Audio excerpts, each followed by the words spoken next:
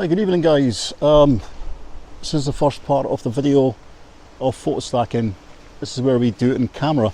So come to a part here which is a shot I've taken a couple of times before, and what it is really is just almost like a dead oak tree. It's been badly damaged through the years, and what I like about it is the kind of lines going down there of the indentation of the it's almost like it's been shaven off. People have been taking timber from it, and it's kind of left. It's a bit of character. It's got, you know, something about it that stands out. And I don't know about you, but I know there's a lot of mushrooms in the forest, but I can see a face, and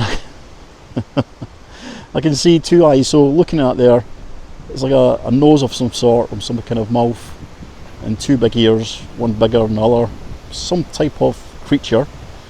And it's like a female creature because the body, you know, if you can see, it's got like a shape to it, you know, a nice shape to it. And that's me not getting carried away. And it's like the person or lady has been surprised because she's got like a mirror. She's been looking at a mirror on her. This will be her right hand, I think, looking at us. On to her left, it's like she's got her hand out, and she's gazed up, and she's been caught. Like we've taken a picture of her. Oh god, I don't know what I'm saying. I think I'll just leave that last mushroom for someone else.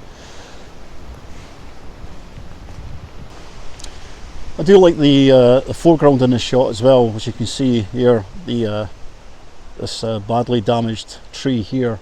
So what I'm going to do, actually, I'll probably do landscape shot. The trouble I'm getting just now, when I was talking to you on the camera, I was in like a dull light. It was starting to rain. Now the sun's came back again. I'm getting these hot spots, these light parts at the back of the picture, as I always hate, and it's kind of just given the image it's going to be too contrasty to take the shot. I have got a polarizer on, but that's with the polarizer on, so it doesn't look too appealing just now. So I'm going to have to wait until the sun disappears behind the cloud just now.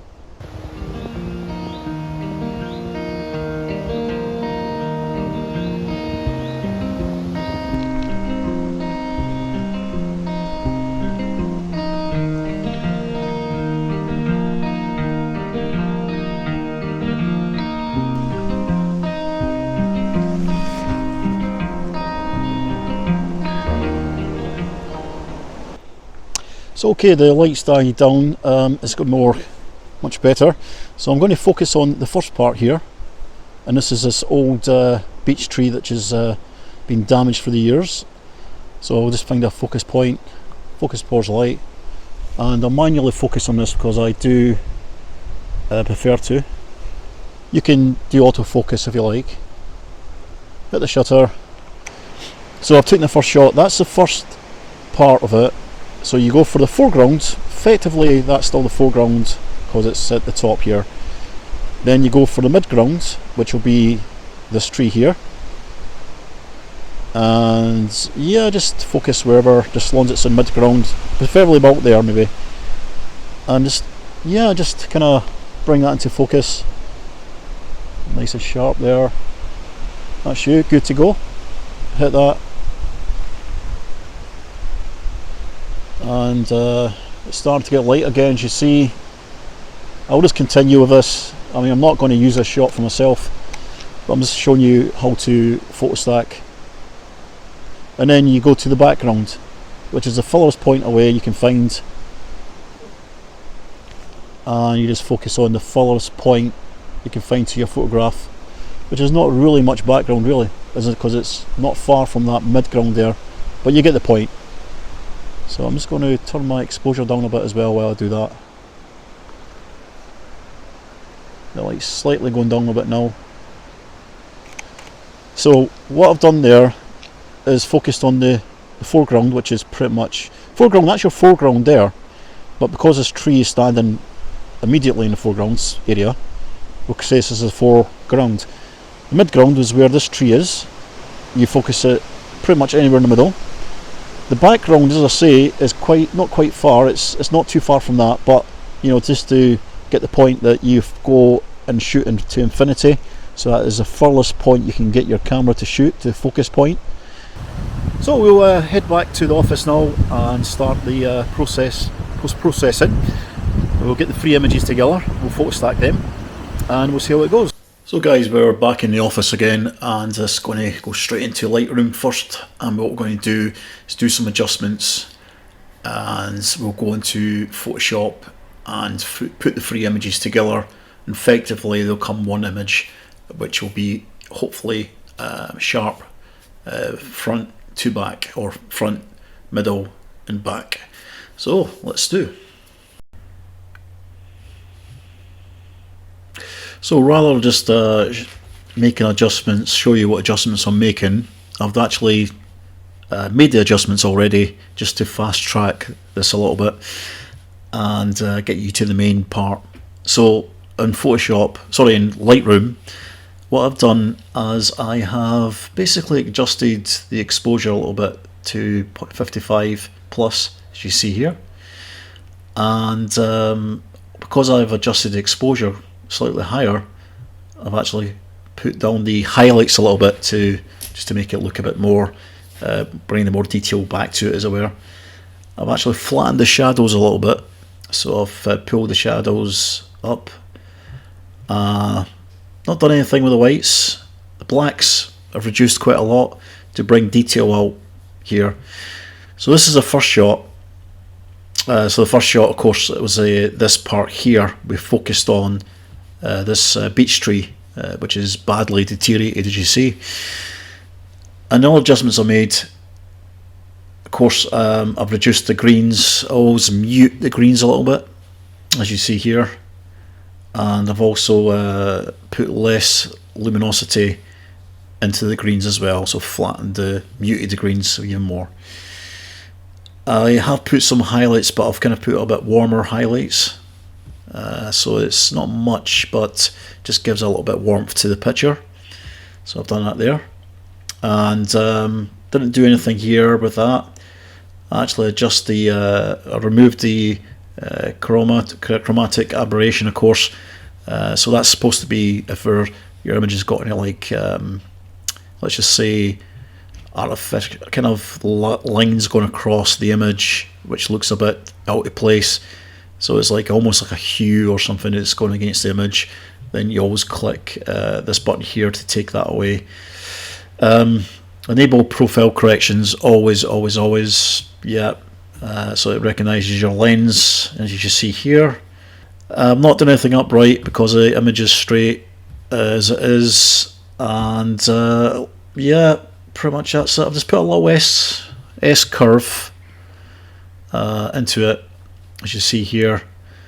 So what I've done is, once I have actually done all these adjustments, I just right click, and normally I have to be back in a library. Yeah, so right click on library, and yeah, just copy settings. Once I copied the settings, I came out and just highlighted pretty much these two there, and went back into develop settings again, and just hit paste settings, and what I've done, adjusted all these to the right light.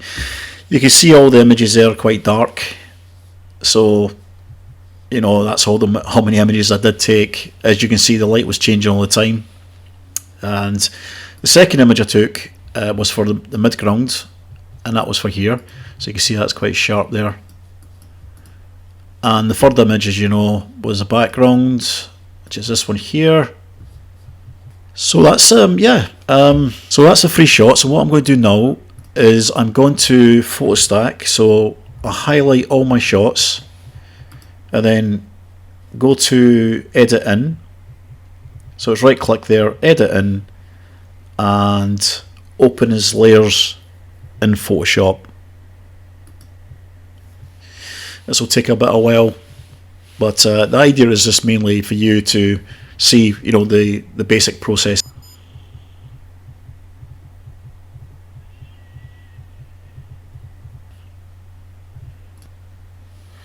So as you see here, they're starting to open up in Photoshop.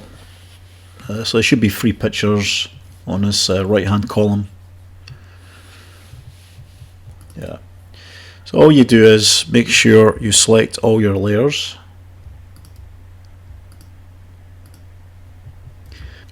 So once you've done all these, click into edit, and you'll have auto align layers. Now you can't really see the top of that screen there, sorry guys, my screen recording's not really reached that far. I've clicked edit to get to that part of the part of Photoshop to do the actual stacking. So auto align layers, what does that mean? It basically aligns all your pictures. So you click auto align layers. So we've done the auto align layers part. The second stage, go back up to edit again, and underneath the first part you chose, you've got auto blend layers. It's simple, you just click that, press OK.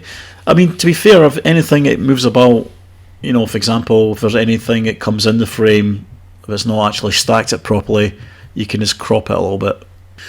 So what it's doing just now, it's actually getting all the images together, combined in the 3 images, and it should do a reasonable job of getting everything into focus. So, you know, like if you took one shot, for example, if you're shooting at f11, which is a reasonably sharp f-stop, you'll get pretty much a lot in focus there, but you know, some bits it may not. When you focus stack, you can control what you want in sharpness, and it gives a bit more to the image as well. Depending on the speed of your computer as well, it could take a long time, but be patient, you know, don't close it, just leave it open, and it will just effectively combine together all your images. So there we go, and you can see straight away that's all in sharpness. So straight away we have, yep, look how sharp that is. It's turned out well actually. So that's how you focus stack. It is a simple process. You can manually focus stack as well, which is mainly just, instead of actually using the automatic part up here where we press edit, you just open them up from Lightroom to Photoshop as you've done before. Instead of using edit, etc., you just get a layer mask on each one, and just use the brush and paint in the focus points you want. So it's quite straightforward. Well, thanks for watching the video. I hope you've taken something from that. I know it's pretty much one of these videos that you might watch it wanting to watch again. It's pretty much an easy concept of photo stacking. If you do use that technique to start off with, then you know you'll get used to doing it.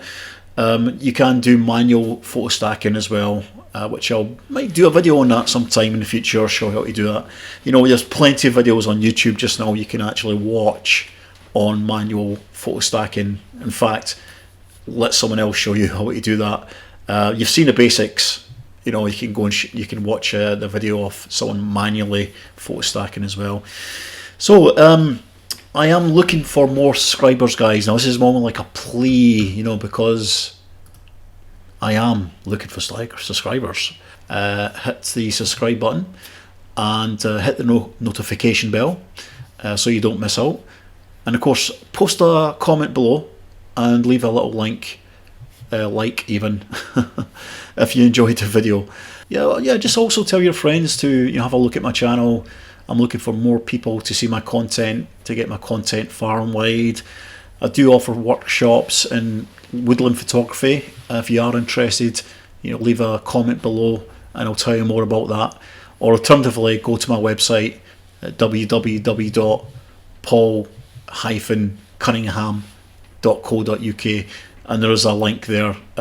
You can put down your name, details, etc., and I'll get back to you about availability, what I've got. I do one-to-one workshops as well as groups as well. So if you want to look around, your calendar and see when you've got a free date, you know, give me a shout and I'll tell you more about the details of it and, you know, cost, etc. It is affordable cost. I like to see more people subscribe to my channel.